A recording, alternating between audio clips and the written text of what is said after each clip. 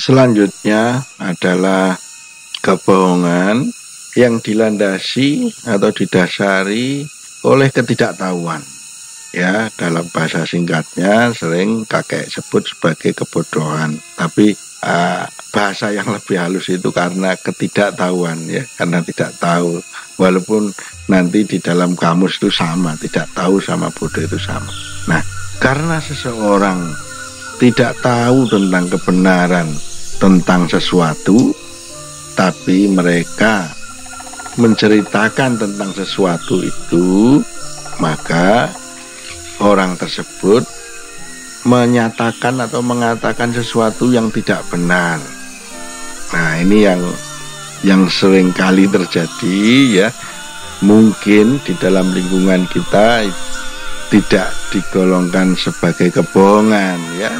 Mungkin kita bisa menyebutnya sebagai bicara tidak benar, ya, atau bicara yang keliru dan lain sebagainya, ya. Jadi itu pun tetap tidak baik, ya, karena dia atau kita tidak berbicara sesuai dengan kebenaran. Nah, biasanya orang-orang yang sering melakukan tindakan ini, ya, berbicara tidak benar ini, seringkali dilakukan oleh mereka yang memang suka ngomong, ya. Karena banyak ngomong, jadi akhirnya lebih sering dia tidak dipikir dulu atau berpikir dulu, atau tidak ada landasan-landasan yang benar, hanya gagasan, cuman gagasan pribadi kemudian dibumbui dan lain sebagainya. Orang tersebut bercerita, ya, karena memang dasarnya senang cerita, maka orang-orang ini sering kepleset, ya, pleset dari dia melakukan atau dia mengatakan kalimat-kalimat yang keliru, misalnya seperti itu. Nah, memang tidak ada motivasi-motivasi seperti keinginan tentang mengambil keuntungan, ya, atau orang ini bicara karena dilandasi kebencian, ya, tapi tetap saja karena yang diucapkan itu bukan suatu kebenaran, maka dia tetap tidak baik, ya. Itu adalah perkataan yang tidak baik. Nah, apakah kebohongan yang dilandasi oleh ketidaktahuan ini hanya batas ringan saja seperti itu? Sebagian besar iya, cuman ada yang lebih bahaya lagi, ya. Nah, bahayanya adalah tentang pandangan-pandangan keliru. Nah, kalau kita sudah bicara tentang pandangan keliru, maka orang yang bersangkutan berdaya upaya untuk mempengaruhi orang lain. Nah, inilah pandangan-pandangan keliru. Mungkin kita sering mendengarkan serangkaian konspirasi demi konspirasi, ya. Namanya juga konspirasi. Dia hanya dibangun oleh gagasan-gagasan orang-orang tertentu. Kemudian gagasan itu diamplifying, jadi dipanjangkan lagi, dibumbuin lagi, ya. Jadi menjadi pandangan keliru yang sangat menyesatkan. Dan sesuai sejarah, pernah kejadian ini dulu terjadi juga. Jadi banyak orang yang disesatkan, ya.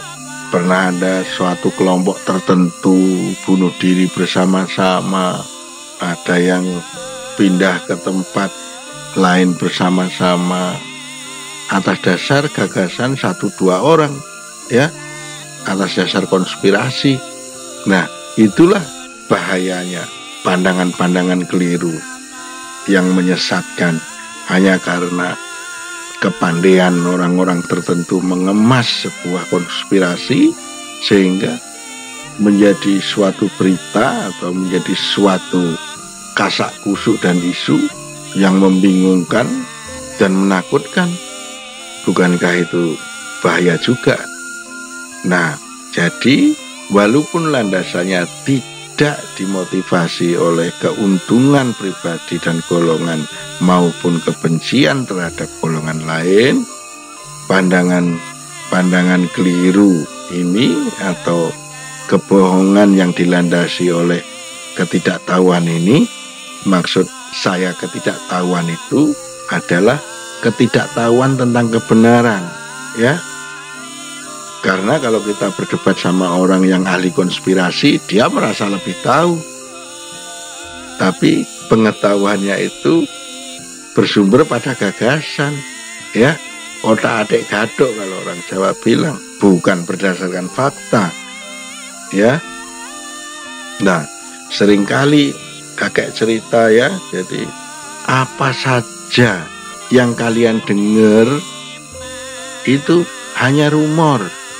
Jangan langsung dipercaya ya, apapun yang kalian dengar itu hanyalah rumor, bukan fakta, ya. Dan apapun yang kalian lihat itu hanyalah persepsi kamu, ya, dari sudut pandang kamu, dari sudut pandang kamu melihat itu perspektif. Jadi bukan sebuah kebenaran, ya. Nah, jadi sekali lagi, apapun yang kalian dengar itu hanyalah rumor, bukan fakta, ya. Jadi belum tentu itu fakta. Nah, apapun yang kalian lihat itu hanyalah persepsi kamu, bukan sebuah kebenaran.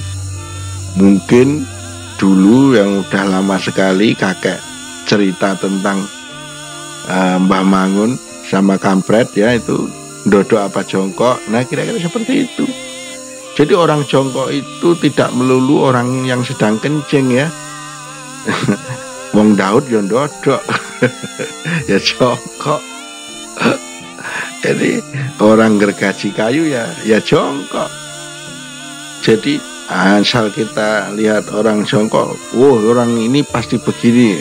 Tidak, ya. Kita melihat penampilan orang, ya, belum tentu penampilan orang itu menampilkan realitas orang yang bersangkutan. Itu hanyalah persepsi kita. Nah, kira-kira seperti itu. Nah, untuk itu kita harus selalu belajar tentang kebenaran itu seperti apa, yang sebenarnya itu seperti apa. Jadi tidak asal, ya. Nanti kita, ya, kalau sekarang ini musim-musimnya hoax, ya, kita terima berita apa, kemudian kita sebarkan, belum dibaca, belum diteliti kebenarannya, kita sudah sebarkan. Ya, lama-lama ya kita di antara teman-teman kita sendiri, ya, kita menjadi tidak dipercaya, ya, dijauhi. Nah, itulah kebohongan atau bicara tidak benar, ya, karena landasannya tidak ada pengetahuan, ya, tidak ada pengetahuan tentang kebenaran, ya, karena tidak tahu, atau singkatnya ya karena bodoh, ya, karena kita bodoh. Jadi misalnya Kiki Sadono, misalnya dia kerjanya ke sawah bertani, tapi cerita panjang lebar tentang mesin sepeda motor yang tidak tahu, ujung-ujungnya katanya kan tidak bagus. Jadi harus tahu dulu baru bicara, dan bicara itu sesuai dengan kebenaran. Nah, itulah kebohongan atas dasar ketidaktahuan. Jadi sudah komplit, ya. Yang pertama, kebohongan itu dipicu oleh keserakahan. Yang kedua, kebohongan itu dipicu oleh kebencian. Dan yang ketiga, kebohongan itu dilandasi oleh ketidaktahuan atau tidak ada pengetahuan tentang kebenaran. Nah, itu 3 pokok landasan atau akar yang menyebabkan orang berbohong. Nah, sekarang kesimpulannya, mana yang lebih parah dari 3 hal ini, ya?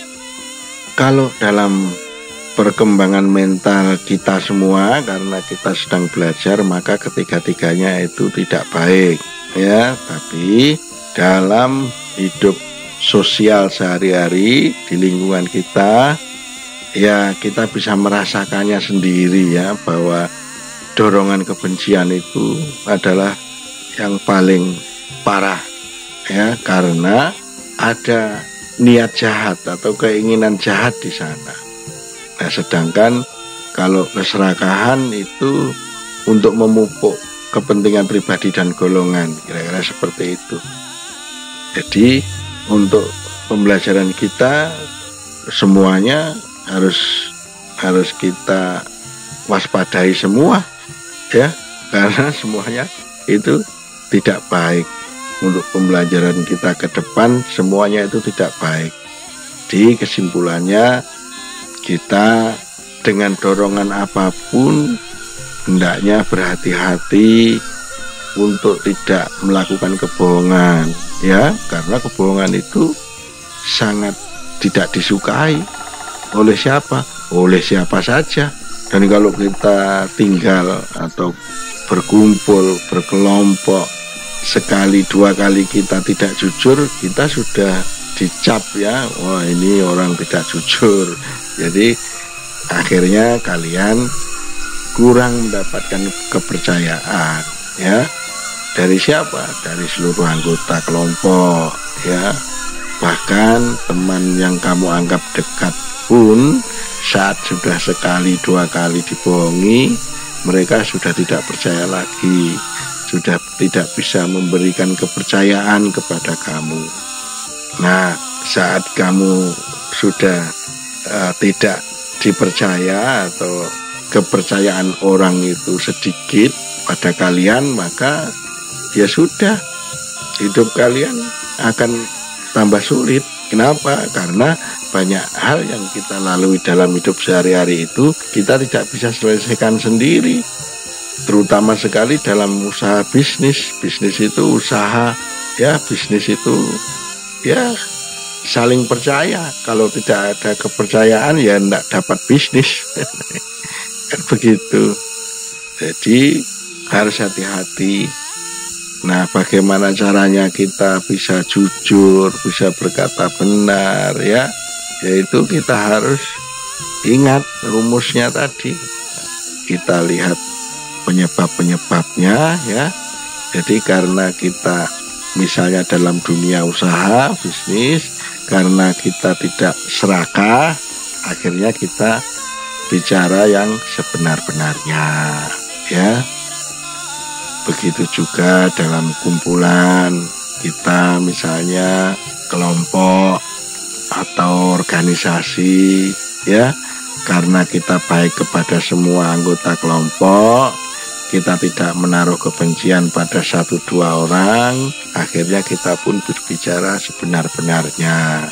Kita tidak punya pikiran untuk menjelek-jelekkan orang, tidak punya pikiran untuk mengatakan keburukan-keburukan atau menciptakan gagasan-gagasan buruk tentang orang lain ya, sehingga kita berbicara yang benar.